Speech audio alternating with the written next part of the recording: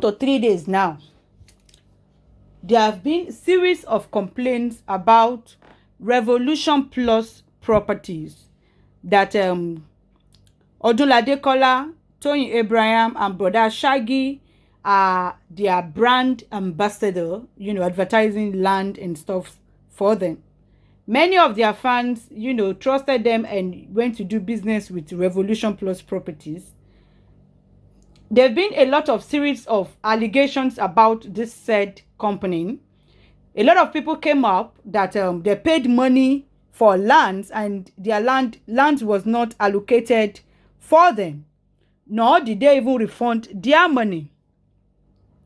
One even tagged the person, the owner of the Revolution Plus properties owned by Tolulokpe and Bamidele, wife and husband, owned the property. The wife made a comment to the person tagging them that he has paid money since 2 years ago and stuff like that. This woman replied that comment and was saying that how much is your peanut that did you pay? How much is your, called the money peanut? This aggravated a lot of people on Instagram, and then they started dragging the company and dragged their brand ambassadors, with them. Although the company came out to make a video, they went to different blogs to do an apology, and their brand ambassadors have come out with a lot of written write-ups in respect of what is going on. Now, what I want to do is I'm creating awareness for my own fans, especially the ones abroad. Boycott Revolution Plus property. Boycott them totally. If you have done a business with them, your land has not been allocated to you, or you've not gotten your refund, it is time for you to come out now and drag them and collect your money. In fact, if you've paid and they've not allocated land for you, request for a refund. The basic truth is there's no land anywhere that these people are giving you people. A lot of complaints have come out. People have not gotten their land as far back as 2008. Some people paid 2019, some people paid 2017, 2018. Land has not been allocated to them. The funniest thing is, when they speak about the reason why lands were not allocated, they give a lot of excuses. Sometimes they are allocating land in batches, that when they pay, they have maybe 90 days or 3 months or 6 months before they can allocate land. In my mind, I am wondering, this is off topic, I'm wondering in my mind is that, how will I pay for a property, for a land? And because I noticed a lot of people did not even read before you do business with any property company. Please and please and please, I am taking my time to beg you, read the rules and regulations, read all the terms and conditions. If possible, give somebody else to read. If you don't understand, get a lawyer to tell you what all these terms and conditions means before you sign. Because literally, some people did not even read what the terms and conditions, did not ask questions. They just sign. It is even written there that Toba Sanwo Ile, you pay for land, abi for a property. It is in 6 months, abi 3 months, 6 months before you are allocated a land. I am wondering in my mind, báwo mo ṣe máa sanwó fún nǹkan tó bá di in the next 3 months kí n tó gba nǹkan tí mo sanwó fún? Who don't like? Bóyá nítorí I'm not really a patient person. Èmi máa like cash and carry. Tó bá ti wà nílẹ̀ kí n rà kí n dẹ̀ gbé lẹ́sẹ̀kẹsẹ̀. Báwo mo ṣe máa sanwó fún nǹkan? Owó máa wà ńbẹ̀ fún odidi 3 months kí n tó gbalẹ̀, àbí kí n tó gbalẹ̀ tí mo sanwó ẹ̀, àbí in 6 months. Ẹlòmíì 1 year, ẹlòmíì 2 years, ẹlòmíì 3 years. Wàá tún sanwó ilẹ̀ tán, ó ti ní àwọn subordinate owó tó tún máa san. Many people did not read terms and conditions. Ẹlòmíì tún sanwó ilẹ̀ tán kó tó máa gbọ́ kó máa sanwó deed, ó máa sanwó kinní kan, máa sanwó igbá. Tí ẹ̀ ní mọ̀, tí àwọn tó dẹ̀ ń ṣe property wọn ò ní sọ fún yín tẹ́lẹ̀. A lot of their realtors have come out to say they don't have land. Lot of people are complaining about Revolution Plus properties. Do boycott them totally. Go and get your refund. They are even saying in their interview that their refund is in 90 days, 3 months. Kó tó gba owó ẹ̀ padà. That they will even deduct 40% if you are the one that has paid and said, oh, fail more.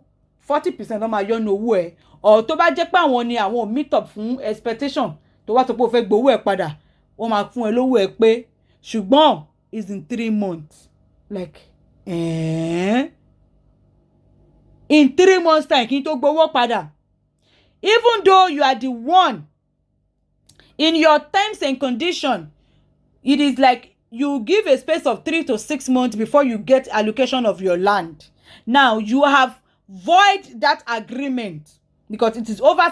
Somebody paid money since 2017 that has not gotten the land till now.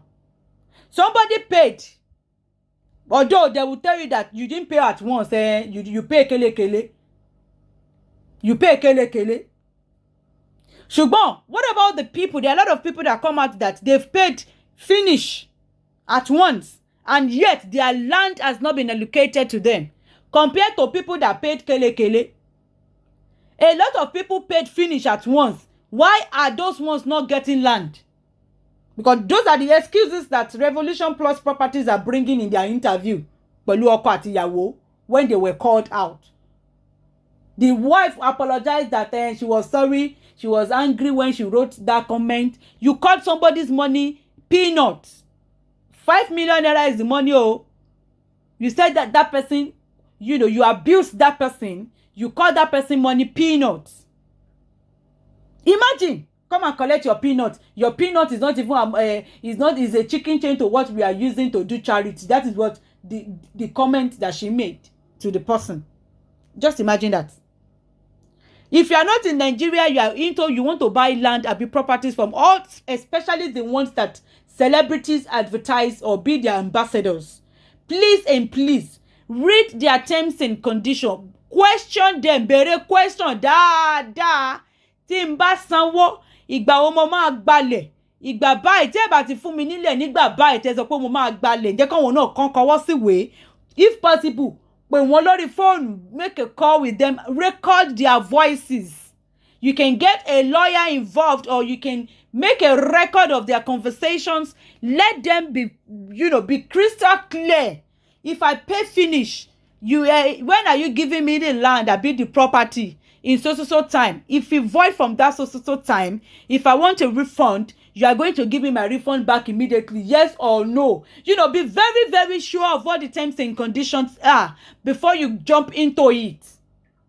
Because I am feeling what those people are feeling, that you pay for something 2018, you paid since last year till now, you've not gotten land. I mean, to me it is, when I had that matter, to me it was strange to me at once. So bẹ́ẹ̀ torí mi ò ra lẹ̀ rí dẹ̀ ni o, bẹ́ẹ̀ torí bí mo jẹ́ tálíkà báyìí tí ní kankan, òun ló ṣe ń yà mí lẹ́nu o. Máa sanwó ilẹ̀. In 6 months ní kí n tó rí lẹ̀, in 3 months ní kí n tó rí lẹ̀ tí mo sanwó ẹ̀, màá dẹ̀ wá kówó lẹ̀. Ṣé ń wọ wèrè ni? Kò yé mi o. Àbí ilẹ̀ tán ní gbogbo àgbáyé yìí ni. O máa sanwó, wà wá kọwọ́ bọ̀wé, wá sign wípé in 3 months time ni o máa gbalẹ̀. Wà á dẹ̀ tún sign wípé tó bá jẹ́ pé ìwọ ló fẹ́ gbowó ẹ̀ padà, máa yọ 40% nínú owó ẹ̀ o. O kọ́ndẹ̀ tó ṣe refund is in a whole of 3 months. Did I use 3 months to pay you the money that you want to refund me back in 3 months? How am I supposed to pay for something that I'm not going to collect immediately? Who does that? Ṣówó yẹn yún mi lọ́wọ́ ni àbí I don't understand. Tí o bá ti ready láti ra ilẹ̀, why tó ṣe máa lọ sanwó ilẹ̀ síbì kan in the next 6 months kó tó rí ilẹ̀ tó sanwó ẹ̀ kan tó allocate ilẹ̀ fún ẹ. Nígbà táwọn mọ̀ pé ilẹ̀ ò tí ì sí ilẹ̀, kí làwọn polówó? Why are they advertising when they know that they don't have land down? Why are they collecting money?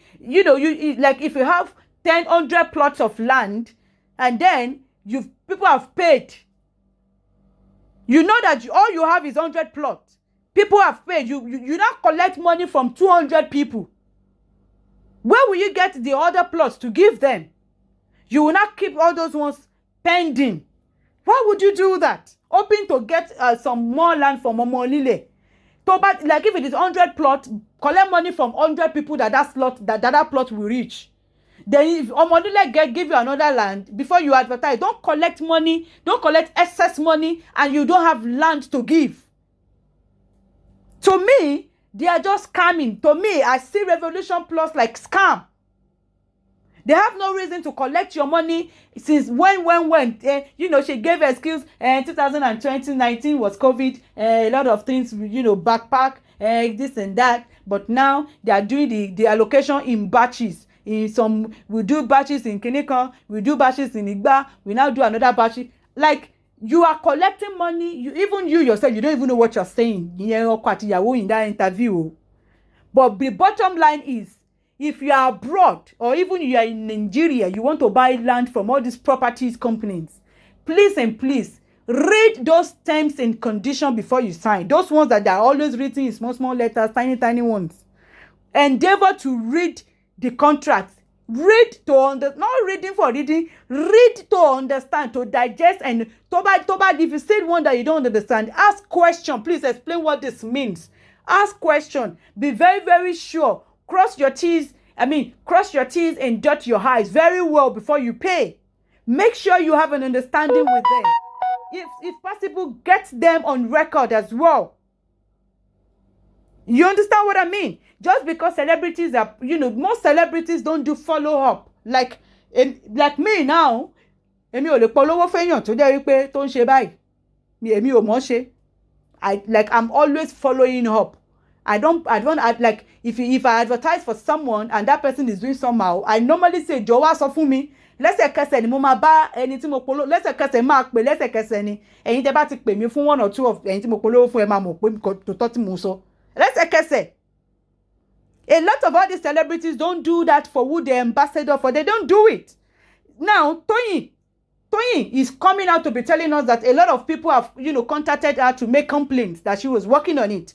Odunlade, the same thing. So, not just because the celebrities are advertising for them does not mean if you have problem with those people, those people advertising, the celebrities will help you. Many of them will not even read your email or read your inbox and then you patronize those people because of them. Many of them will not follow up with you. That's it. If not because everybody is dragging them, those celebrities will not come out to write a statement. They wouldn't. That's it. They will not care. So, to these celebrities in polówó nǹkan does not mean pé kó bẹ́ sí. Tó bá ní problem pẹ̀lú àwọn people yẹn, celebrity yẹn ò ní dẹ́ ẹ lóhùn o. Tó bá lọ gbé bá kò ní dẹ́ ẹ lóhùn. Tó bá fẹ́ ra ilẹ̀ àbó fẹ́ ṣe nǹkankan, make sure pé o understand the terms and conditions. Má kó owó ẹ̀ sílẹ̀ tílẹ̀ tó fẹ́ fún ẹ ò tí ì sí ńlẹ̀ o. Cash and carry ilẹ̀ mímọ̀ tó yẹ kíyàn máa fi ọ̀rọ̀ property ṣe. Èmi ò understand kó sanwó property kan kó wá di the next how many months kó tó rí gbà. Èmi ò mọ̀ yẹn ṣe o. Bí nítorí èmi ò wà lówó lọ́wọ́ o. Èmi ò rò pé èmi lè ṣe yẹn. In fact, mi ò lè ṣe. Èmi ò gẹ́gẹ́ bí mi, just my own opinion, me I can't do it o. If I want to buy land, I want to buy. If I'm paying you like this, bang, you are giving me the papers, I'm seeing what I'm buying. I'm not, me ò ṣe go come. Kò sí nǹkan tó ń jẹ́ go come. Ìyẹn mi ò wá mọ àwọn ẹlòmíì o. Tíyàn kan máa kó 50 million síbì kan. In the next 6 months, kó tó gbalẹ̀. 6 months, ẹ ti wọ 1 year. Ó ti wọ 2 years. Ó ti wọ 3 years. Àti ilẹ̀ o, àtowó, kò sí ètò orí gbà. Ó dẹ̀ dákẹ́, ó dẹ̀ ń sùn, ó dẹ̀ ń jí nílé ẹ. Ó bá àwọn kan lówó ní orílẹ̀ yìí ṣá. Òun lè mí sọ o. Tada! I'm everywhere sing. Ṣé like ele ẹ̀yin TSMC. Ṣé like dressing wa leni. Ani ká parada ni. Ọ̀pápá parada ni ká parada ni àbí báwo ṣé like. Ẹ má wá jí ètà wọ̀ yìí o. Kẹ́ gbọ́ mi ò dẹ̀ lè hear anybody ní goggles me. Nobody should message me that should come and borrow them my goggle. I'm not borrowing you. Me self na borrow post, I borrow post. Anyway, welcome to SMC with Arewa. My name is Kuku Arewa and I welcome you to my channel. If you are new, you know the drill. Click on that subscribe button and don't forget to on your notification bell so you can always get notified whenever I drop a new video, Also, on this channel, I speak Yoruba and English and mix it together. Show you for any of your advert or support or for discussion or for any amebo, contact me. My contact is down below in the description box. And I'm also going to leave it lying around in the comment section area. Patronize all vendors that I advertise for on this channel, and I really appreciate every single one of you. I just want to go straight into today's show. Concerning the issue of Star Lady Omobewaji, you know the case I'm talking about, and Aridunu that went to Kutonu to go and collect car for Miss Porima Pompo Baba Nlaku Baba to bilomo to ra to ṣiṣẹ́ síbẹ̀ tó fẹ́ lọ gbà lọ́wọ́ kówó pé. I'm sure we all remember that case. So Aridunu is out speaking to one blogger, and he narrated what happened. Let's digest, analyze, and dissect, and then, about what Aridunu narrated, that what happened. Let me play it.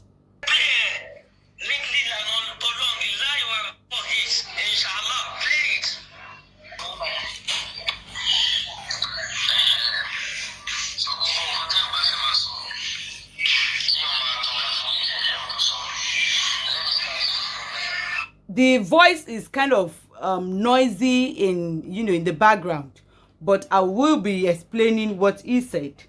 And pardon me, I'm going to be giving my analysis as he according to how he's saying it, so that me ò fẹ́ play and full kí n tó wá ṣe analysis, mama in between ma fi analysis mi sí.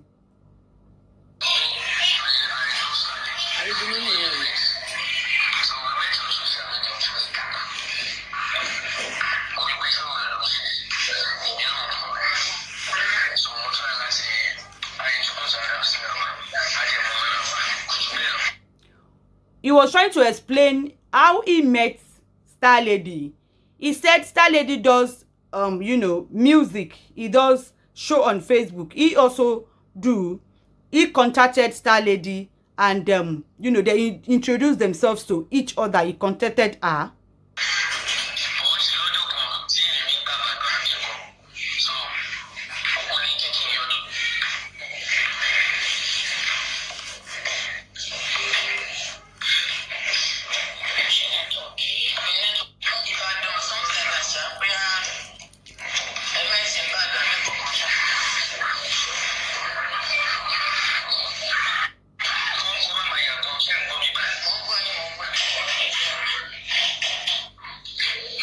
Ó ní orí Facebook làwọn ti mọ́ra. Ó wá ní ìjọ́ kan ìrìn òun gba Ìbàdàn kọjá.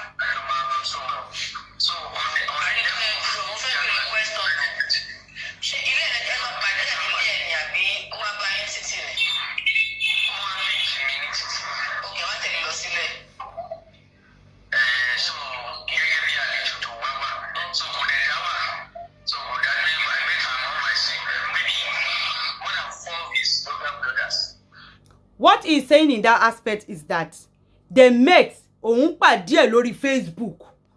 Òun wá bẹ̀rẹ̀ sí ní bá sọ̀rọ̀, wọ́n introduce ara wọn síra wọn. So, ó wá ní ìjọ́ kan ìrìn òun gba Ìbàdàn. Òun wá pè, wá sọ pé òun wà ní Ìbàdàn, pé òun fẹ́ meet ẹ̀. Ó ní Star Lady ní pé òun fẹ́ meet òun. Òun wá lọ sí Ìbàdàn.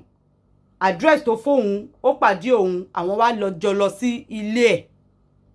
Ìgbà tẹ́mi bá Star Lady sọ̀rọ̀, Star Lady ní wípé òun ló message òun lórí Facebook. Ibẹ̀ làwọn ti bẹ̀rẹ̀ sí ní sọ̀rọ̀. Ó introduce ara ẹ̀ sóhun pé olórin lòun, òun àti òun ṣiṣẹ́ pẹ̀lú Saoty Arẹwà. Ó wá ní ìjọ́ kan, ó pè òun pé òun máa fẹ́ gba Ìbàdàn, wípé òun fẹ́ rí òun. Òun dẹ̀ torí pé òun ò ní nǹkan kan in hide. Òun dẹ̀ júwe òun fún ládírẹ́sì ilé òun. Òun dẹ̀ lọ mú gbà tó dé bus stop. So kọ́wọ́ pé náà àmì Aridunu náà ń sọ nísìn wípé òun lọ Ìbàdàn. Ó wá mú òun ní bus stop, òun dẹ̀ mú òun lọ sí ilé ẹ̀. Òun rí àwọn ọmọ ẹ̀, òun rábùrú ẹ̀. Òun ti rí mọ́mì ẹ̀ gan tóun sálámọ̀ tóun kí wọn. Òun meet mọ́mì ẹ̀, ìyẹn mọ́mì Star Lady ilé ẹ̀ ló ń gbé. Òun jọ́ tóun lọ sí ilé Star Lady. The key point in that area is that Aridunu met Star Lady on social media. So Star Lady is like a stranger to him. But they got talking. He carried himself from his house. He claims to be a married man, to go and visit Star Lady. He went there. ó pàdé ọmọ ẹ̀, ó rí àbúrò ẹ̀, ó rí mọ́mì ẹ̀. She, you know, even star lady in that area, to me, I just see that lady as maybe because what she's doing on social media is probably with a clean mind. Because for starter, how would you meet a stranger on Facebook? You got talking, and then you want to meet the person wants to meet you for the first time. So you gave that person your house address, maybe because of the introduction the person introduced to you with the key name of Saoti Arewa and being a musician and an affair. O fún l'adresse ilé ẹ tó yẹ kó ní kó pàdé ẹ níbi eatery àbí outsider. O mọ̀ bóyá ó fẹ́ wá pa ẹ́ mọ́lé ni àbí nǹkan kan. O fún èèyàn tó mọ̀ rí ní address ilé ẹ kó wá kí ẹ ní ilé. Anyway, jẹ́ ká máa bá ọ̀rọ̀ yẹn lọ.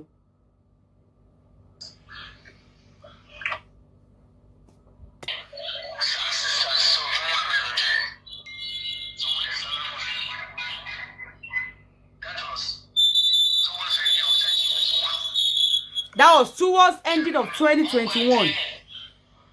So, on the 11th of January,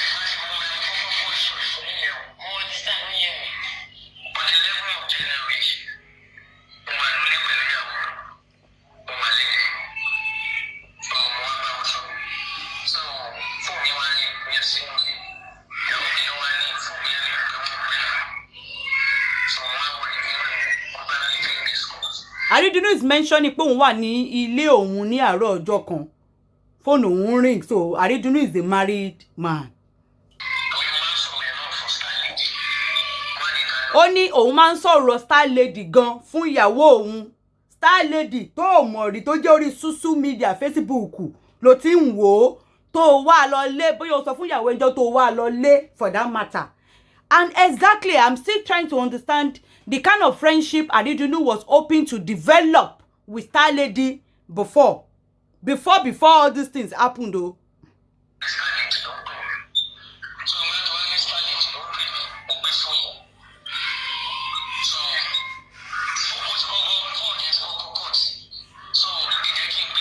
Let me ship this in.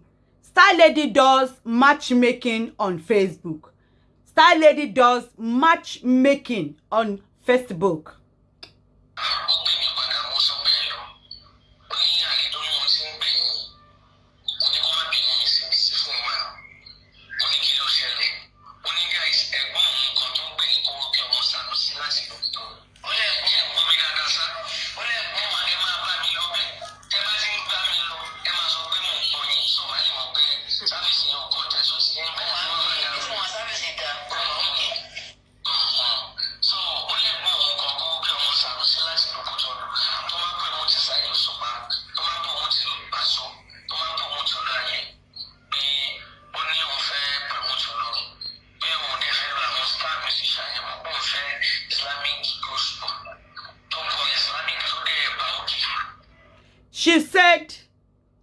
He said, Star Lady called him one morning that even his wife was with him and said, oh, Aridunu, I've been calling you. Oh, that one said, oh, sorry, I didn't know my phone was ringing on time.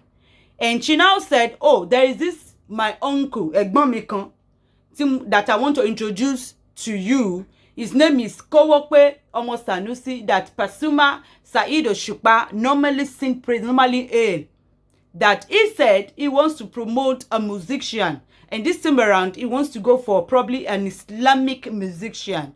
Oh, ta lohun mọ̀, that is why that he said he needed someone that is not too common, that is not known yet, maybe an upcoming artist.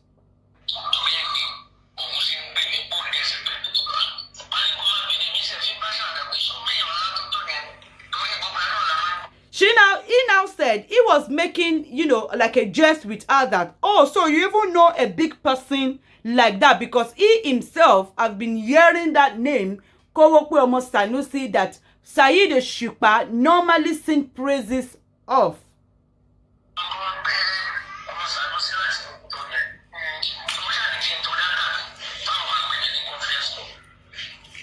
So she now told him that on your data, I'm going to call you on a conference call in connecting you with the said allegedly Kowokwe.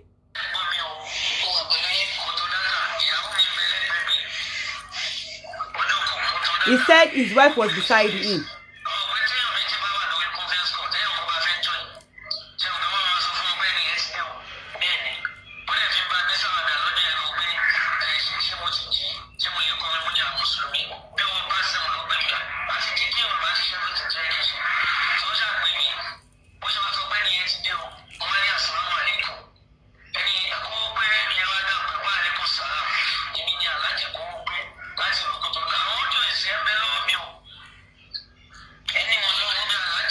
He said when she called on the WhatsApp conference call, then she, called the other party and connected Iyekowope to the call that she was on with Aridunu on the WhatsApp conference call.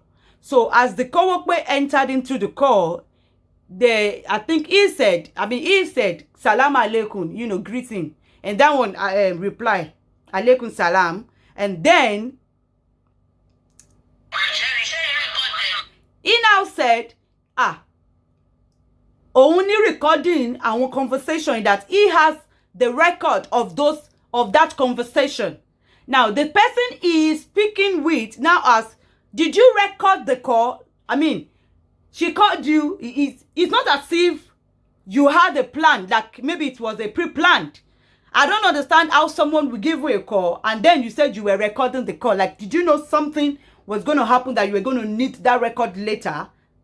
That is one. As one point in I'm bringing out those points so that you can be holding it down. Because it is a call. It is not a direct call. It is a WhatsApp call. Then you said you have a record. You are recording the WhatsApp call.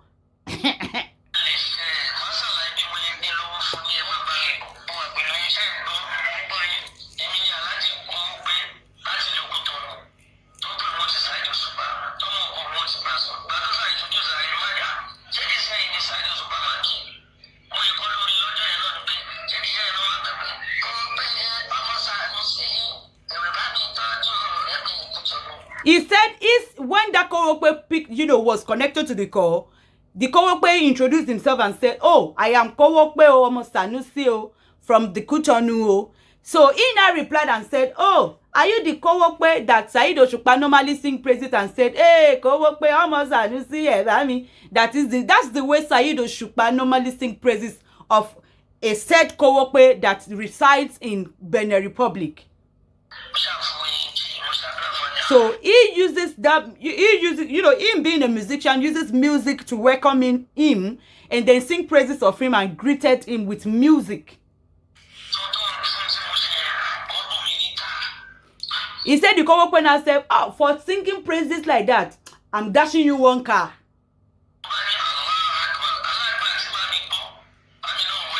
He said his mother, the Aridunu, is confirming, telling us that his own mother was also where he was making that phone call in his house that very day. Remember he said his wife was beside him. Now he's saying that, when the Kowope on the phone said, for praising me like that, I'm going to give you a car. He now, make an exclamation mark and said, oh. So he said his mother had when he said, and then his mother said, oh, what happened? He now said, oh, Kosinkakan. So his mother was there when he was receiving the call, and his wife was also there with him when he was on that call. Oh no, for un moto bo un se ki ohun de ni salam alaikum o. Egbe Ọlọ́run tóbi.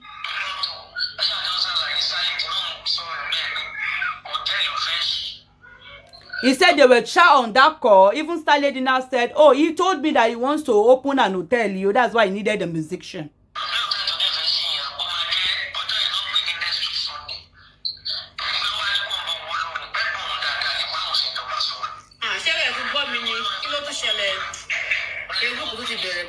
My network is good. He said on that call, the man was calling Star Lady Aburo mi. Star Lady no was saying, oh, Egbon mi dada ni, he's my very good uncle. He said he wants to open an hotel. That day they were making that call. He said, oh, on Sunday, one figure Sunday. ló fẹ́ ṣí hòtẹ́ẹ̀lì yẹn. Ẹ̀gbọ́n mi dáadáa is my good brother. He has even dashed me 100,000 before or something like that. He said, the star lady was saying later on.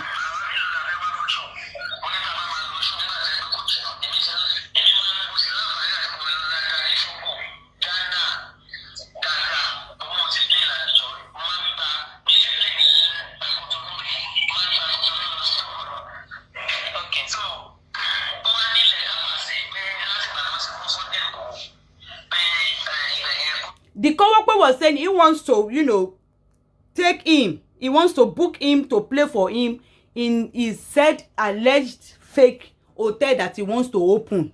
So the Aridunu is now saying, being a musician, he has gone to many play, but he has not played in Benin Republic before. But he used to pass Benin to go to Ghana. He has gone to play in Ghana before. So the coworker is not telling him now that, because of what happened to Sunday Igboho, to enter Kutonu now is kind of hard. That does he have sape passe abi, what's he calling it or something like that?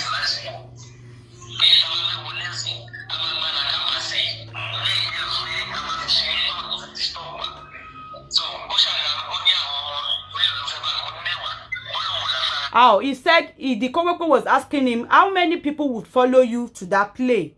He now said 10 people. The coworker now said, 10 is too much. He's not going to be able to afford the passe for 10 people.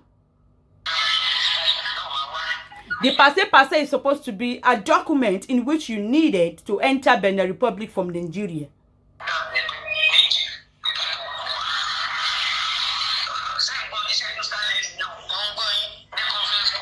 In that conference call, Star Lady was also on that conference call. He was discussing with coworker, but Star Lady was also still on that call.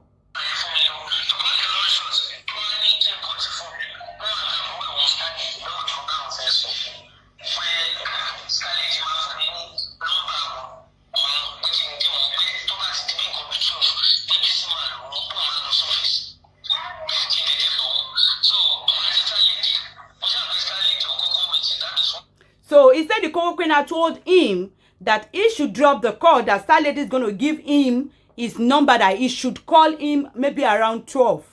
I think when they were speaking, it was probably around 8 or 9.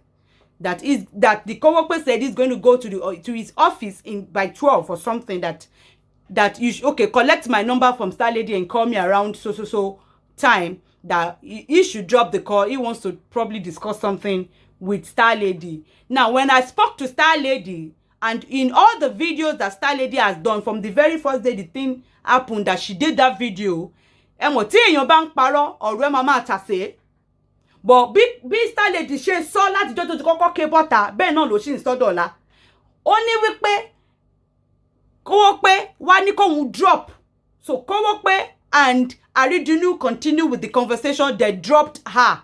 But Aridunu now is saying that they dropped him. So, and then Star Lady and Kówópé were continue speaking. They cut him off the call. But Star Lady said they cut her off the call. Aridunu and Kówópé were continue speaking. He didn't know what they spoke or talked about later. So we don't know who is saying the truth in between the Kówópé, in between Star Lady and Aridunu in that perspective. But if you have been on a WhatsApp call before, WhatsApp conference call, if I'm making a WhatsApp conference call, a call with you, and I joined another party into that call, you are going to see the name, you are going to see the number of that person that I added to the call on your own phone. It's going to be glaring on your own phone. Koda, I can easily cut myself, because Aridunu is trying to say that, Shebi, it was a call between Kówópé and what's it called? It was between a call between Star Lady and Kówópé, and Aridunu was added to the call. Meanwhile, it was a call between, trying to say that it was Star Lady that sent Kówópé number to him. But Aridunu, you can get Kówópé's number without Star Lady sending it to you. So far, you were on the three-way call. Even though you are not the one that added Kówópé to the call, but since Star Lady added Kówópé to that call, she was first on a call with you before she added Kówópé. That was what you told us. she was already on the call with you, then she said she wants to add Kowokpe to the call. Not that she was on a call with Kowokpe and added you to the call. So in between, whichever one, either way it is, you will still have Kowokpe number on your phone. So far you were added, it was added to the call. You will see Kowokpe number without Star Lady even sending that number to you.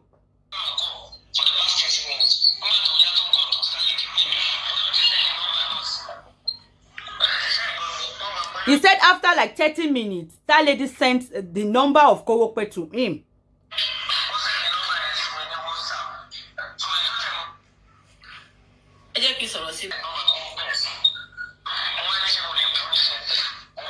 He said later, Star Lady sent Kowokpe's number to him. Meanwhile, you already have Kowokpe number. She does not need to send that number to you. You would have already gotten the number because Star Lady said she left the call. It was you and Kowokpe that was on, that continued with the call. She just spoke to you later that you called her.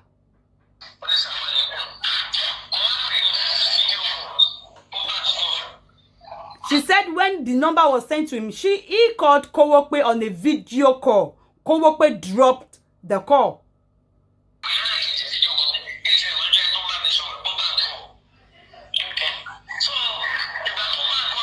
He said he called Kowokpe on a video call, hoping to see the face of the person that he was speaking to, but Kowokpe dropped the call. Now, Aridunu, I'm throwing this question to you because the person you spoke to clearly does not know how to grill this kind of situation.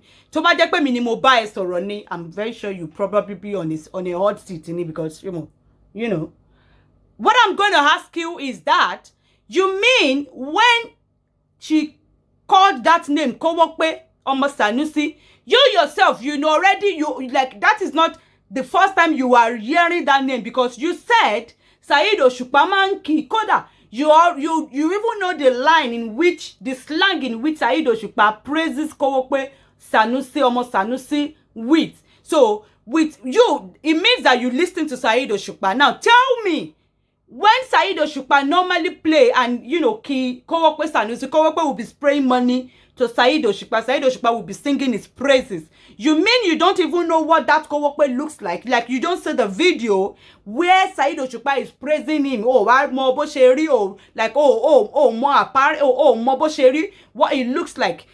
I mean, Star Lady opolo eku. Òun náà ń gbórúkọ yẹn kò wá mo bo sheri because Osupa Manki, Pasuma Manki. Ẹ ṣá ń wo video Pasuma ẹ wo busy Osupa ẹ wá mo bẹ́ẹ̀ ni yẹn ṣe rí. Orúkọ lẹ ń gbọ́ put a face to the name. It's just like somebody telling you, oh, Pasuma normally sing praises of MC Oluomo, but you don't know what MC Oluomo looks like. I mean, is that ringing any bell? So A is daft in that perspective. B is also, dumb in that perspective.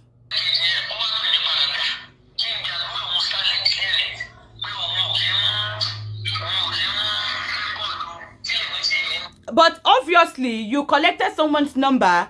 You are calling the person on a video call. Like, are you expecting the person to pick your call? If it were to be the real Kowokpe will probably be a big man. Are you telling me that you don't pick a call and start calling a big man? It's just like saying that you want to call, you got the number of probably maybe you got the number of someone like Igbakeji MC Oluomo yìí.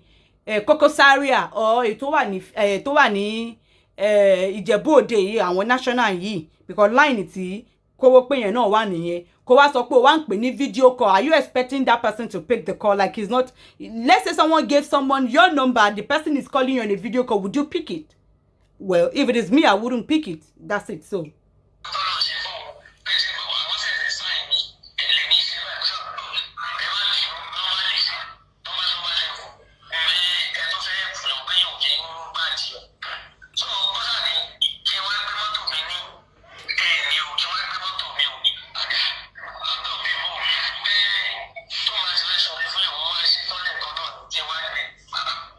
the Kowokpe now told him that, oh, you can't just call me like that now. I mean, I don't pick WhatsApp call, video call like that. That, okay, oh, shall I come and pick your car today, oh? And he was like, my car, okay.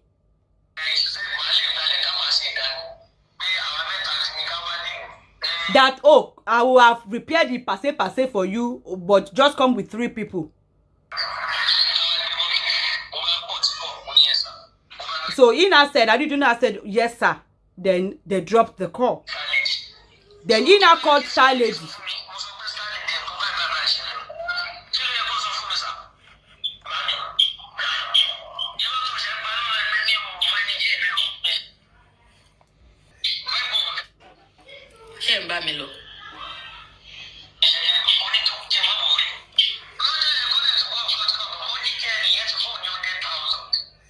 He said when he's finished speaking with Kowokwe, he now called Star Lady that this is what Kowokwe said, I should come to pick the car that he wants to dash me today.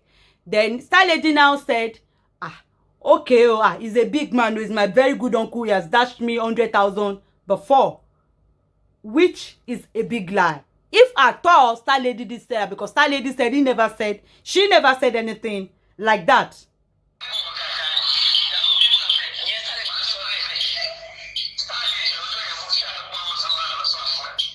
Now, what I want to ask in that perspective, if let's agree that Star Lady called this person, oh, he's my very good brother, he has dashed me 100,000 naira before and stuff like that. Number one, you know Star Lady. You've gone to our house before. I'm sure you know what our house looks like.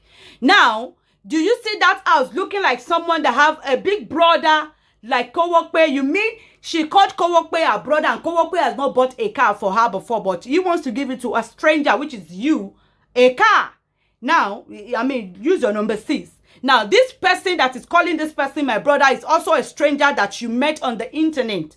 You are trying to pin out that Star Lady did not tell you that Kowokwe is someone she does not know, that it's just on Facebook, you know. But you are forgetting that even the Star Lady gun is someone your Aridunu don't know, that you met on Facebook at the same time. You understand what I'm trying to say? And then Star Lady is from Ibadan. The Kowokwe you are talking about is from where? It's from Benin Republic. Báwo náà ṣe fẹ́ jẹ́ brother and sister in the first place? This is common sense.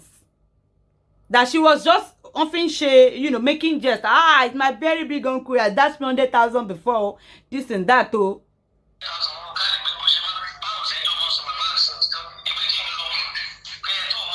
That, oh, go is someone that I know is my big uncle, has dashed me 100,000 naira before. You can go. That is, Aridunu is saying that Star Lady told him to go collect the car. That this person is a big uncle to her. Do not forget, Aridunu has been to Star Lady house before. She did not see a car that Star Lady parked outside, yo. Nor does it look like Star Lady has a big brother as rich and famous as a Kowokwe, almost Sanusi, that musicians sing praises of. Ẹ máa bá mi fi làákàyè gbé ọ̀rọ̀ yẹn lọ o.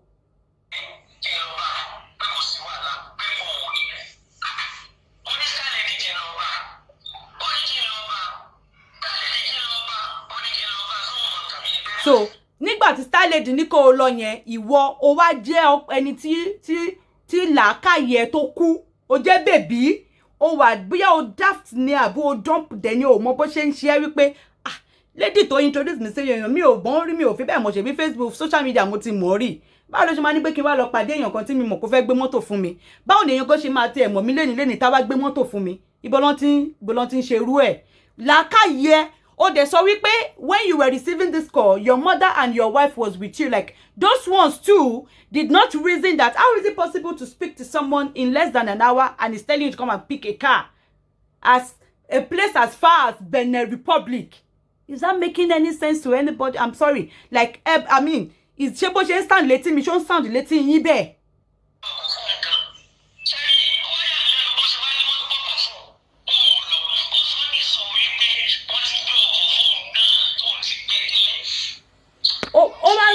Aridunu is telling us that Star Lady told him that, oh, this person has also given me a car. Now, you went to this lady's house. When you went to her house, did you see a car parked in her house? You claim to always watch Star Lady on social media. Even you, without knowing Star Lady physically, there's nothing that is secret in Star Lady. Everything, basically all her family, all her day-to-day activities is on Facebook, on her show. If she has a car, because she talks, oh man, Star Lady is someone that talks, that makes, that, package, that loves to say, oh, I'm this, I'm big, I'm that, I'm checking it on. Tell the agba òfìfo lásán ni. But ó jẹ́ èèyàn kan tó máa ń sọ̀rọ̀ pẹ̀lú pé èmi kẹ̀ big girl ni mi kìíní kankan bẹ́ẹ̀. Tó bá ní mọ́tò ni ó wà ní ipá ti gbé sórí, á ti sọ pé òun ní mọ́tò, òun gbé mọ́tò òun àbí kìíní kan, á ti sọ ní gbogbo ọjọ́ tó ti ń ṣe show, á ti sọ now. Ìgbà tí wọ́n lọ sílé ẹ̀, ṣé wò rí mọ́tò tó park síta.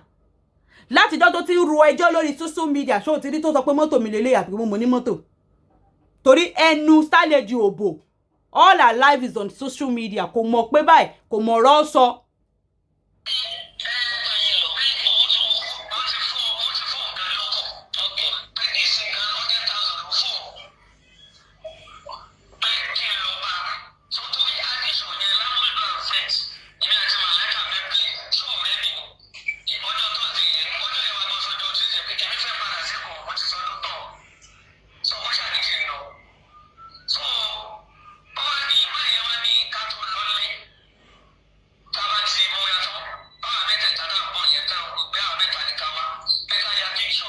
He said, the co-worker said, oh, when you dress finish and you're on your way, you and the 3 people that are coming, take a picture and send to me so I can prepare your passe.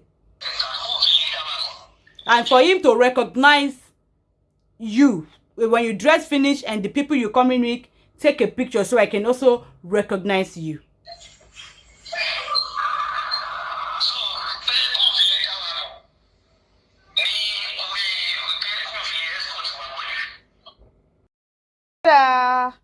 Thelma's style is here to ease your gold shopping. Your gold, brand new gold shopping. They are here to ease it for you. The deals in different brand new 18, 22 and 24 karat brand new karat gold. They are also into jalabias for the men and abayas for the women, and equally also into beautiful Turkey wears that are imported. They are so easy to deal with, and what makes them stand out is their instrumental payment plan. That is, you are free to choose whatever design you want your gold to come in, whatever gram you want it. Just choose your design, tell them the gram you want it to come in, and then start your payment plan. You see, so easy. That is what makes them different from the rest. And they are equally affordable. Their grams are at cheaper rate at the moment. Contact Thelma Styles. They deliver worldwide. Thelma Styles, òun ló lè ṣe. Wọ́n wà into brand new gold, grow gold tuntun, àwọn 18 karat, 22, 24 karat gold. Òun ni nǹkan tó wá jẹ́ kí wọ́n yàtọ̀ sáwọn ẹlẹ́gbẹ́ wọn ni wípé wọ́n ń ṣe san díẹ̀. Ìyẹn túmọ̀ sí wípé ṣáà ti ṣúùzù góòdù tó fẹ́ rà, tó bá ní design tó fẹ́, ṣúùzù gram exact gram tó fẹ́ kó wá, kó dẹ̀ bẹ̀rẹ̀ láti máa sanwó ní san díẹ̀ títí ó máa fi san tán. Nǹkan tó jẹ́ kí wọ́n wà different nìyẹn fún gbogbo àwọn ẹlẹ́gbẹ́ wọn tí wọ́n jọ ń ta góòdù. Wọ́n tún máa ń ta àwọn beautiful Turkey wears, àwọn àbáyà fáwọn obìnrin ni, àbí àwọn jàlábíà fún àwọn ọkùnrin ni. They deliver worldwide. They are tested and trusted. You can contact them on this phone number +1 347 279 2078. I'm going to drop their phone number down below in the comment section, or you can call me to get their number. Thelma Styles, òun ló lè ṣe é.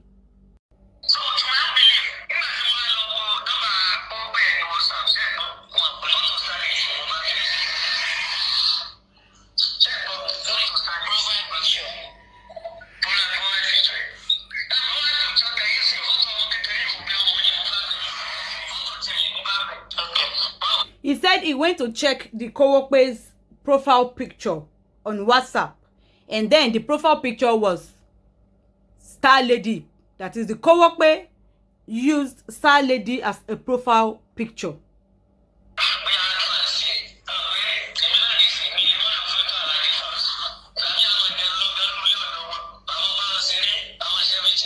He's now saying that even he normally uses Saudi Arabia as a profile picture, which is going to be unknown to that oneself.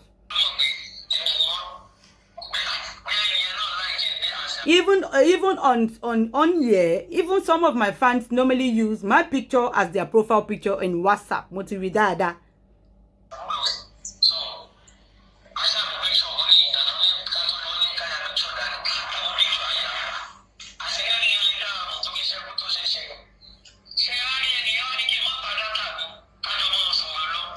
He said the co-worker now told him not to off his data so that they should be chatting as they're on their way to him.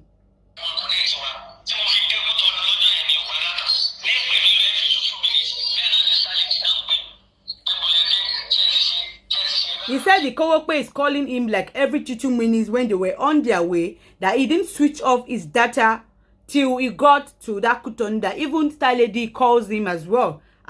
How are you? Today, where have you reached? Where are you now?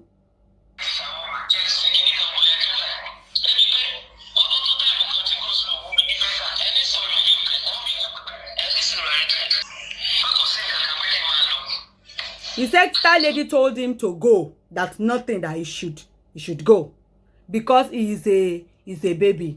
This person speaking is older than Star Lady. This person speaking, the Aridunu, is older than Star Lady. He is a married man, and as the Lord will have it, he was with his wife when he was making all this arrangement.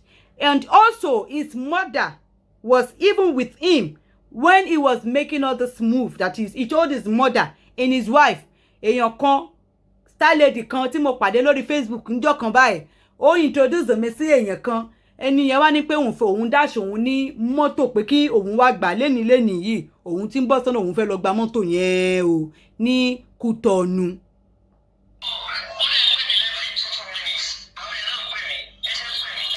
Ẹ mọ̀ pé nítorí pé Aridunu ó jẹ́ bèbí, ó jẹ́ dìdìrìn àbí dọ̀dọ̀ mú, ló ṣe jẹ́ wípé Star Lady tó jẹ́ stranger tó jẹ́ pé media ló ti mọ̀ o ló introduce èèyàn kan fún ẹ, ó wá ní kó ní ṣòun Kútọ̀nù kó lọ gba mọ́tò ìwọ náà wá ṣe kí ni, ó wá fi ilé àtọ̀nù àtàwọn ọmọ àti ìyàwó rẹ̀ wá bọ́ sí ọ̀nà nítorí wípé dọ̀dọ̀ mú ni ẹ.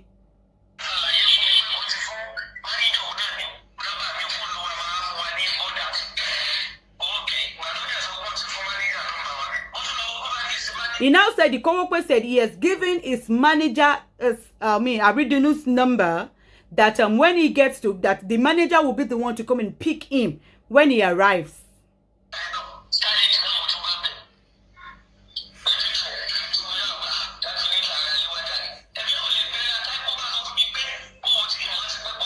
He said if Star Lady had told him that, oh, he didn't know co-worker is on Facebook, to just picked his number on Facebook and called out, that he wouldn't have gone if Star Lady had told him that.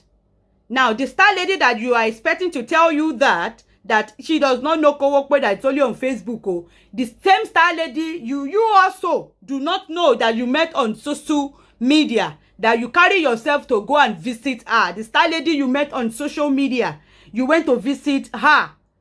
You know, if you could go to visit Star Lady that you met on social media.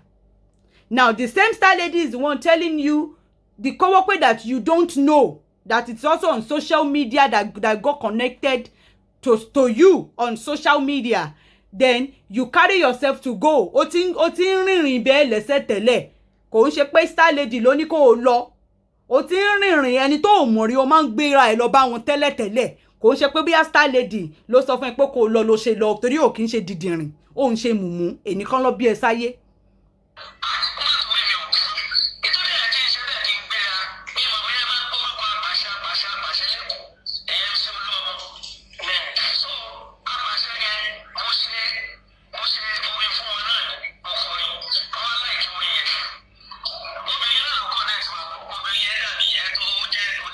He said the reason why what even made him to go is because there is one Akpashe that is a friend to MC Oluomo. Then that Akpashe, he did an album he sang for him. That one likes the song, and that one sponsored his recording. That it is also a woman, they connected him to that Akpashe.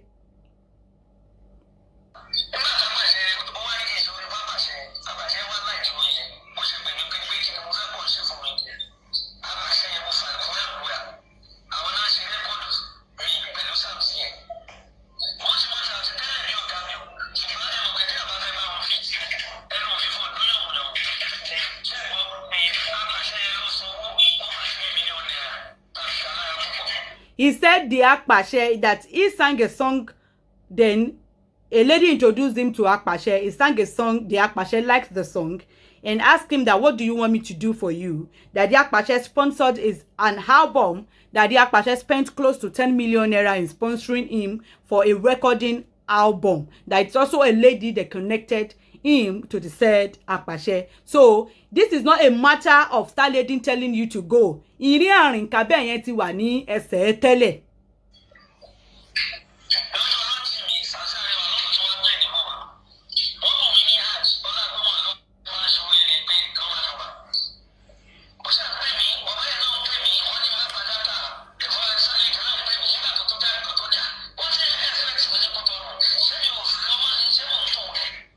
When Star Lady first brought this matter out, she also said when he told her that he is going to Cotonou, that she was also calling based on the fact that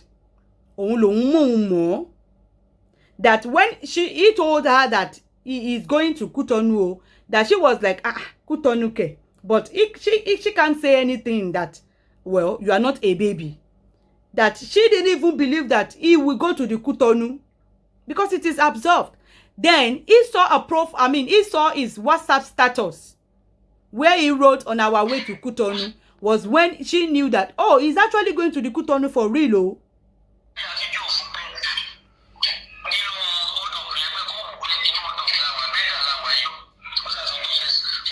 So when that Saturday, so when she saw the status, so she was contacting him. That when she already know that, oh, he's actually going, so she was contacting him as he was on his way, you know, to follow up based on the fact that now the reason that made Star Lady came out to shout was because the Kowokwe blocked her on WhatsApp.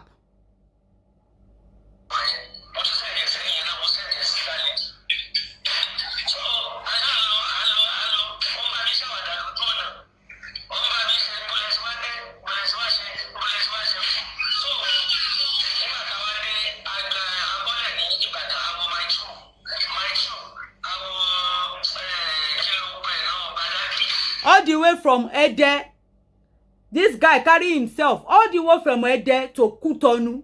Imagine, from Ede to Ibadan, Ibadan to Maitu to Benin to Badagry. That's how he waka the waka. That same day, oh.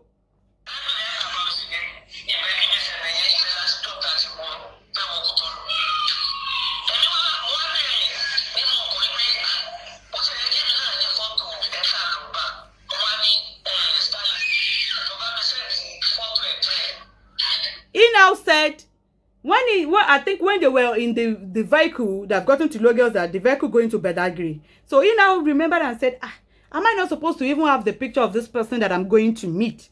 Then he now called, what's it called? Star Lady, that, oh, I need a picture of this person. No, Star Lady does not have the picture. Star Lady already said, she now called or messaged the co-worker that, oh, eba me send the picture on you.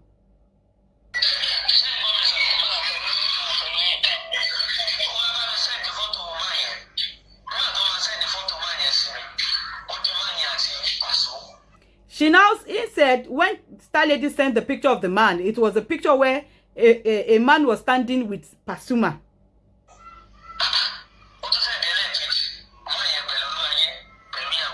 Then he sent another one. That same man was with Wasiu Ayinde.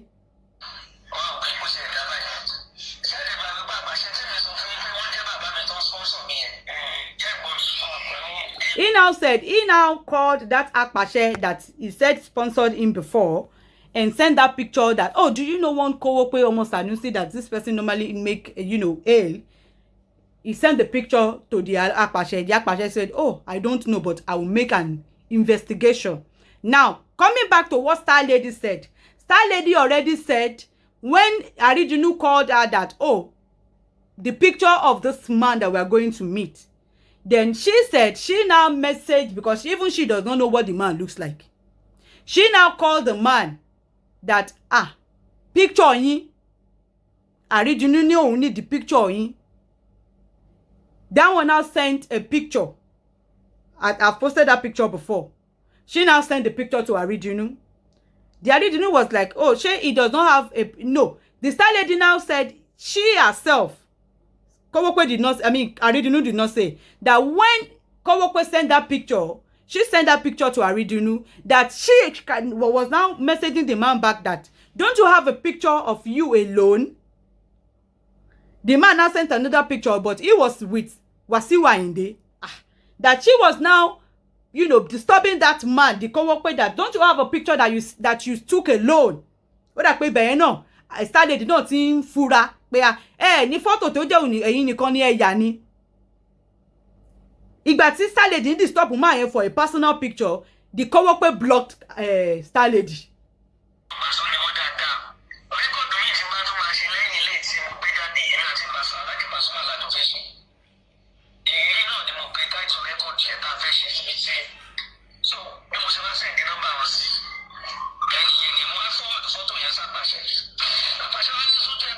Nǹkan tó yẹ kó Aridunu said he sent that picture to Akpashe and the phone number of the allegedly Kowokwe Omo Sanusi. Something that you should have done before leaving your house. But you were already on your way to the place. That is when you are now doing all this one. Something you should have done all your due diligence in your house before you carry yourself to be going. Ode àárín méjì ọ̀nà tó ṣẹ̀ṣẹ̀ ń béèrè pé kí lè photo ẹni. Ó ṣẹ̀ṣẹ̀ ń send photo yẹn tó nǹkan tó yẹ kó ti béèrè nílé kó ti fún àwọn èèyàn méjì mẹ́ta socialite pé ṣé mú ẹni yìí. Or kó tiẹ̀ ti lọ máa wo Wasiu Ayinde àbí Òṣùpá bí tó ti ń kì kó orí bẹ́ẹ̀ nìyẹn ṣe rí bóyá nìyẹn tiẹ̀ jọ ni tó wà nínú photo tó ń send. Ibẹ̀ ló yẹ kí ọpọlọ ẹ tó ti ṣí, but nítorí pé ọpọlọ ẹ ò pé, ọpọlọ Star Lady náà ò tún pé. I am bringing this show because I want us to learn. Ìrírí ayé ni, I want us to really learn. There are some people that are naturally gullible tó jẹ́ pé wọn ò ní ọpọlọ. I want us to learn. Mo ṣe ń gbé ọ̀rọ̀ yìí wá.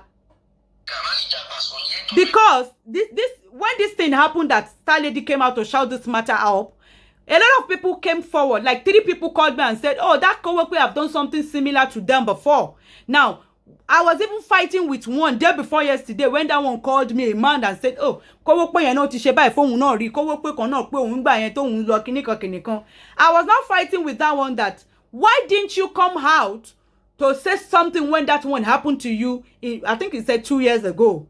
If you had came out to talk about it, when Kowokwe called Star Lady that he needed a musician, Star Lady would have, everybody, like we are making the awareness now, everybody would have known that, oh, it's a fake Kowokwe. Sure, you understand, but you kept quiet and somebody is falling victim. Many people that are not even on social media would have fallen victim of this Kowokwe.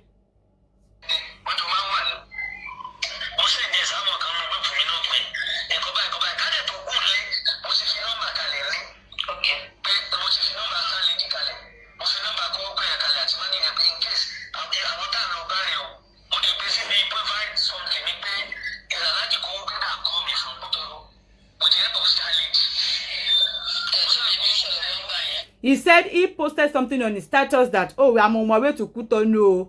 I'm going to meet one Alhaji Kowokwe with the help of Star Lady. But before he left out, he dropped the number of Star Lady and the number of Kowokwe to his wife and his mother at home.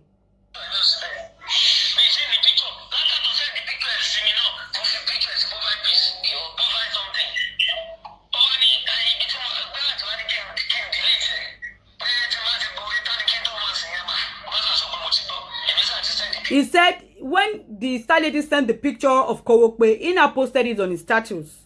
That the Kowokwe saw it and told him to delete it, that, oh, it is when you sing for me, or when you come for my show, or when I give you the card that you'll be doing all these ones, not before. Then he deleted it.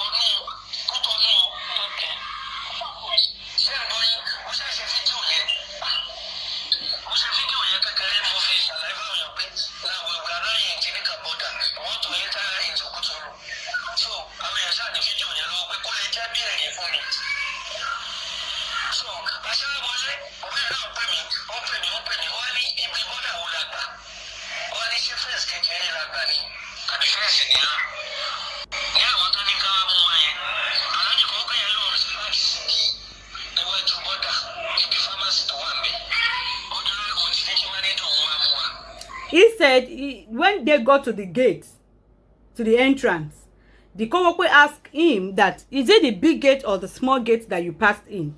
That he has parked very close, but his manager will come down to pick him.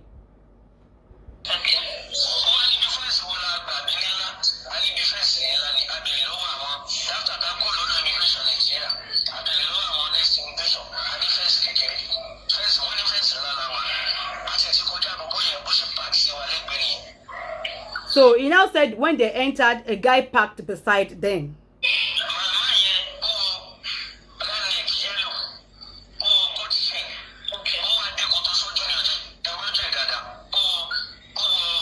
He's describing what the person looks like.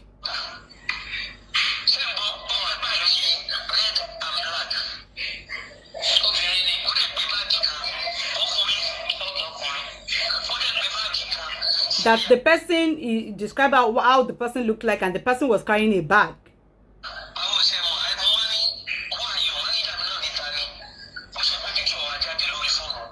Then he now showed them their picture, that you are the one, Abi. They said, yes, we had the one.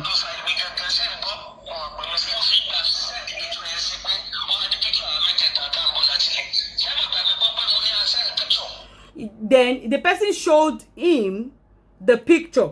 That is, you remember the co-worker said it was his manager that was going to come pick them.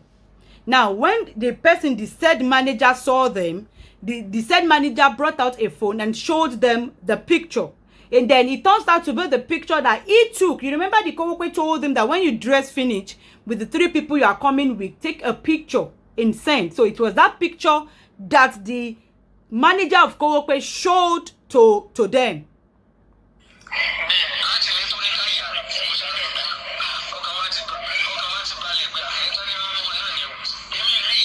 He said he was now happy that, oh yes, this is the person.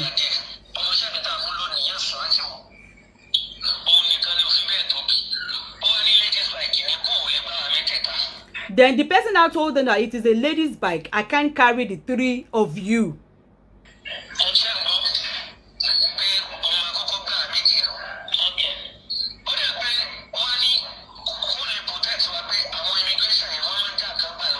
Or the person now told them that, oh, it is a lady's bike. I can't pick the 3 of you. I will first of all take 2, then come back with the bike to pick the remaining people. Then the person now told them again that, oh, that those immigration people used to, snatch something from someone, that open your bag and put all your phones and every other thing in your bag.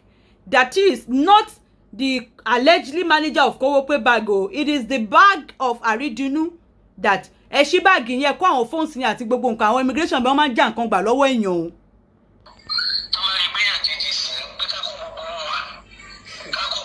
That they should pack all their all their money and your phones and everything, put it in your bag.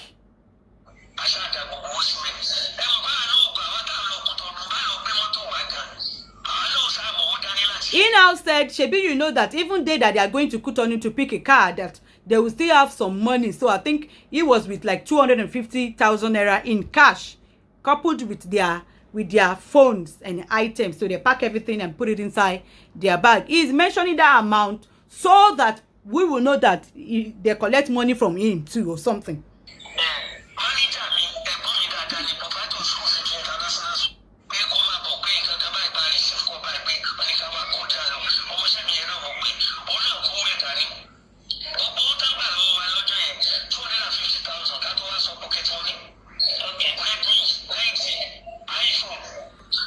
He said they collect Samsung, iPhone, and a Techno phone and 250,000 naira in cash.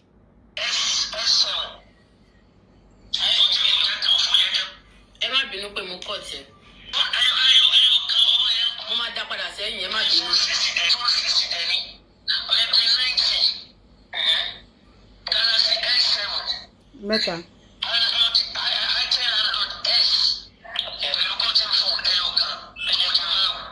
So they collected 5 phones and 250. They collected 5 phones from them and cash.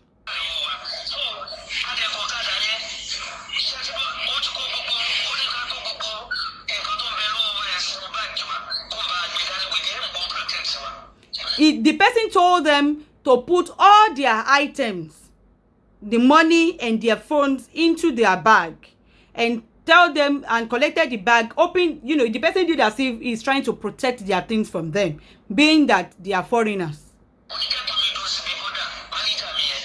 He now told the manager, the Aridunu manager, to stay near to the border, that he will first of all take Aridunu and the other person, and he will come back and use with the bike to pick the manager.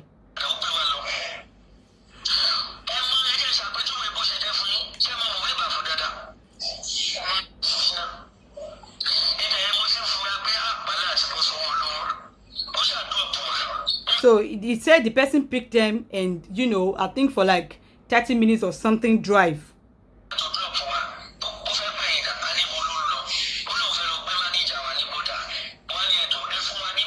So when he got to somewhere, he dropped them. Then he now turned, hoping to drive back. Then they now asked him that, where are you going? Then the person told them, I'm going to pick your manager that I told to wait. Then the original now told the person that, okay, give us our bag. Give us our bag and our phones that we put inside the bag with you. Then the person now said, what do you mean? Do I want to steal your phone? What do you mean? Shebi, I'm going to pick your manager now. Why are you telling me to give you your phone, your bag and stuff? Only before you know it, the person brought out a gun and shoot up.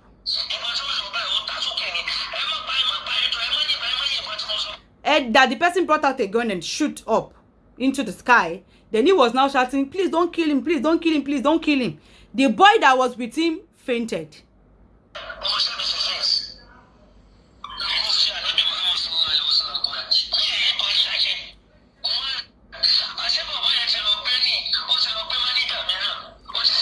Not knowing that another person has gone to pick the manager and did the same thing to the manager. He now dropped the manager in another place. The person brought out a gun, shoot up, and drove off. The person now drove off to go and pick the manager. He now did the same thing to the manager and dropped the manager elsewhere.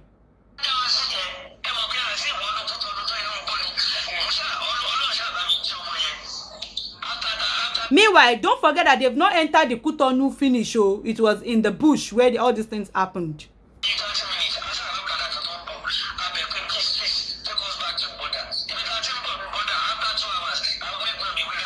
He now said, when they saw another bike, they begged the bike, well, please take us to the border, that they were driving maybe after 2 hours. They now saw the said manager somewhere in a bush.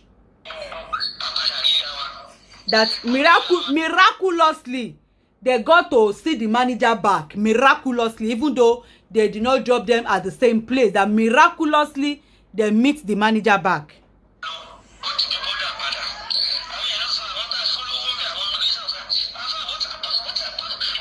You now say the immigration people that they gave money when they were entering now said, "Oh, what happened? What happened?"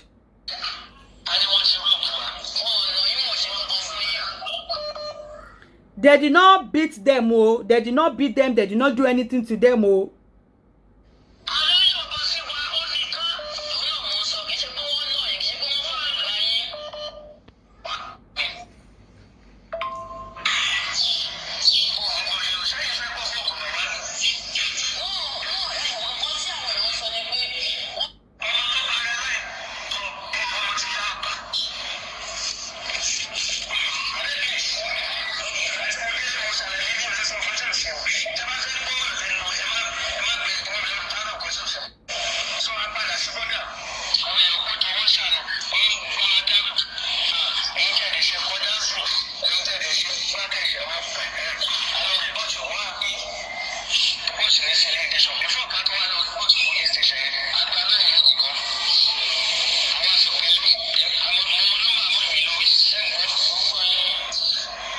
He now said he collected someone for them. He knew his mother's number offhand, so he now called his mother with someone's phone.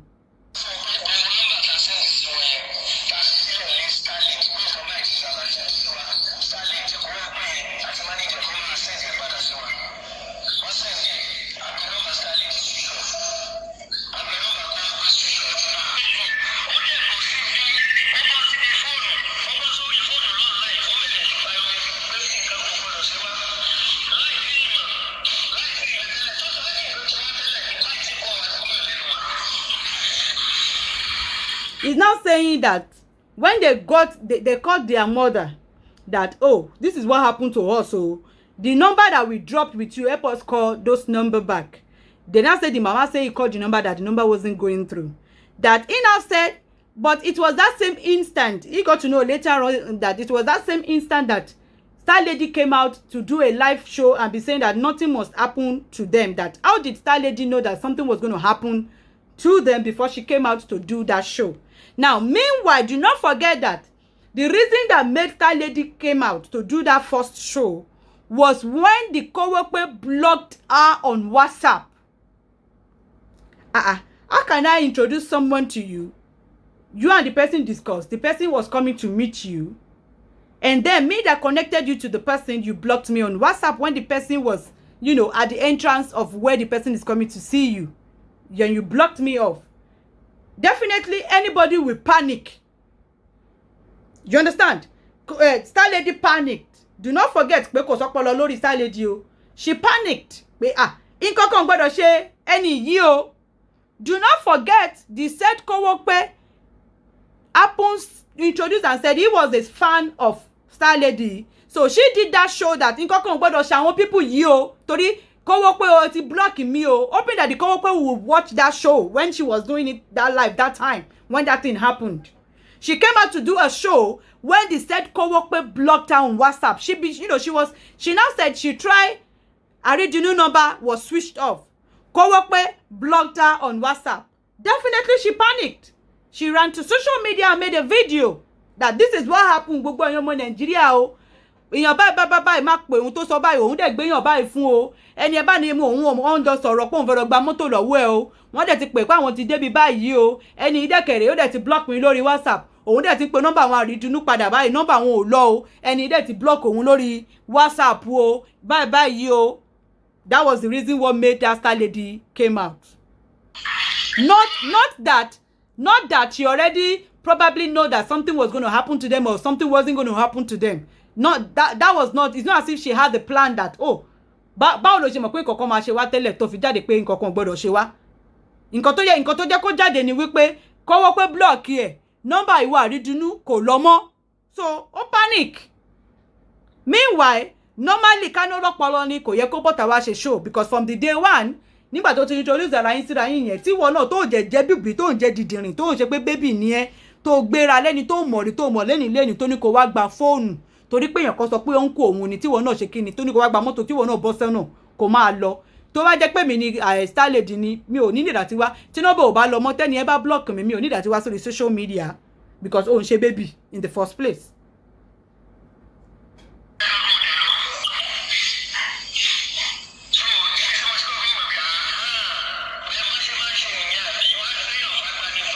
So he's now saying that Star Lady came out, so maybe Star Lady, maybe that is how they normally do. They will, you know, introduce one or give one to ritualists.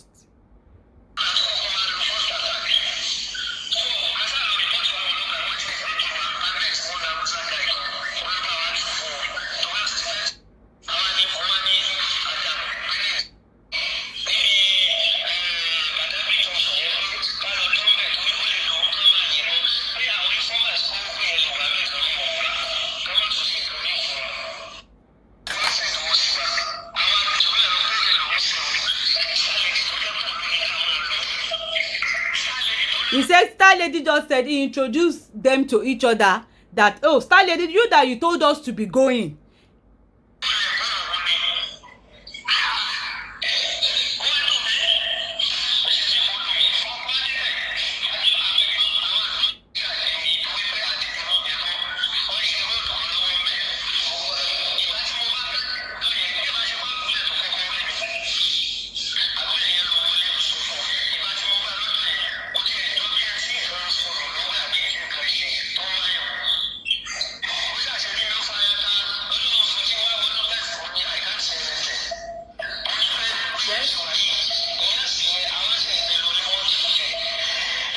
Aridunu later claimed that Star Lady was the one that gave him her phone. Remember, Star Lady said Aridunu used Style to collect the phone from her. But Aridunu is now saying that Star Lady was the one that gave him the phone. that when he got back, he went to Star Lady's. Remember, he has gone to Star Lady's house before. So he just went straight to Star Lady's house. That Star Lady was the one that gave the phone to him, not that he collected the phone from Star Lady.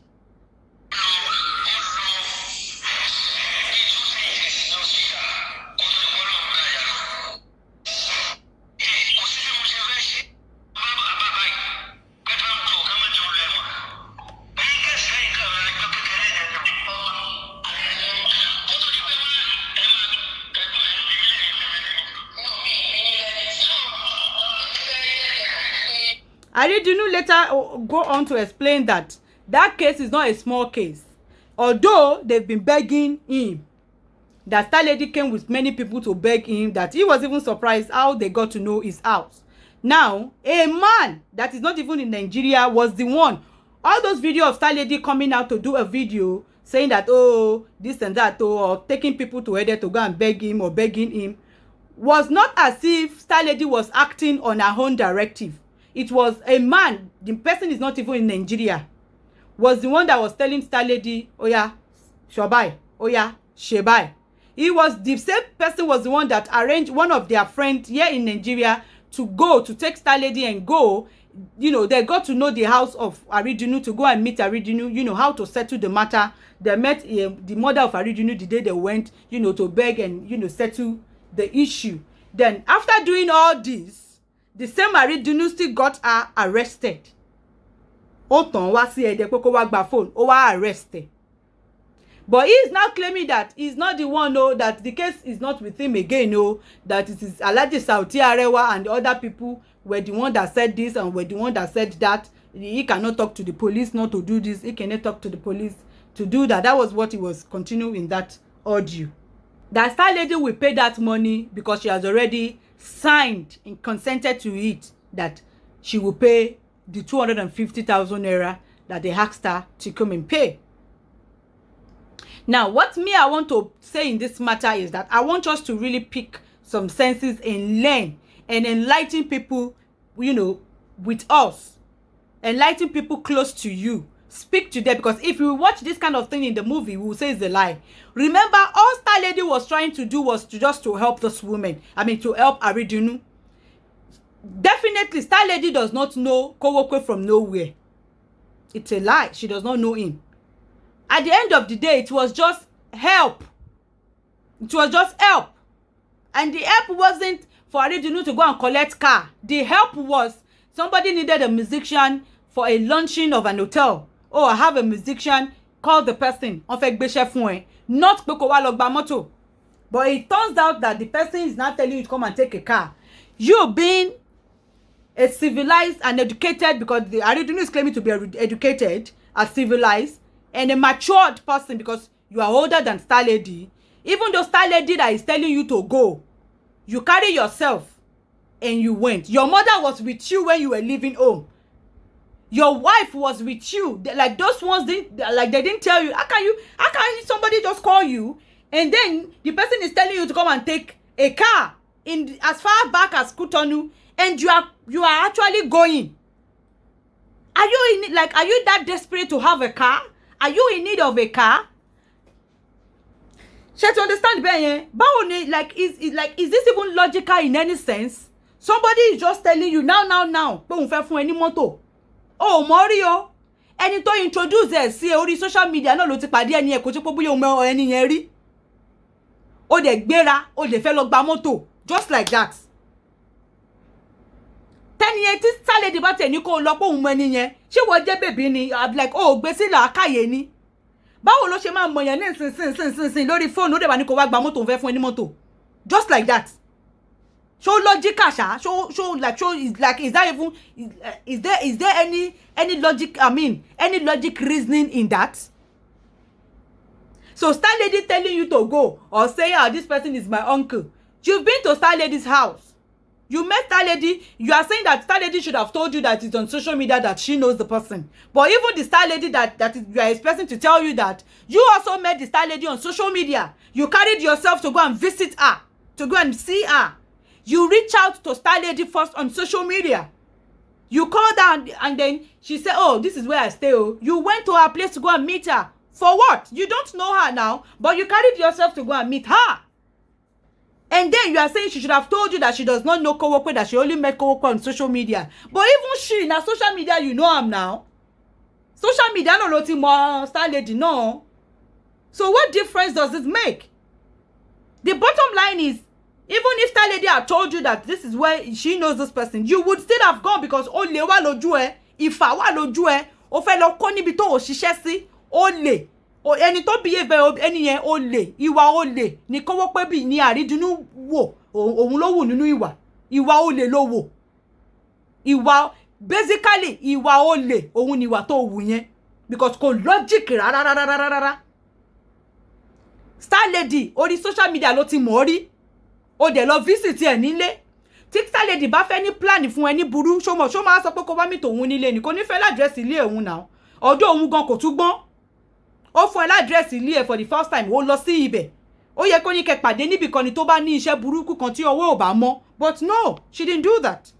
She was even, she's daft to actually give her address to someone that she met on social media to come and visit her for the first time. She shouldn't have done that in the first place, but she did.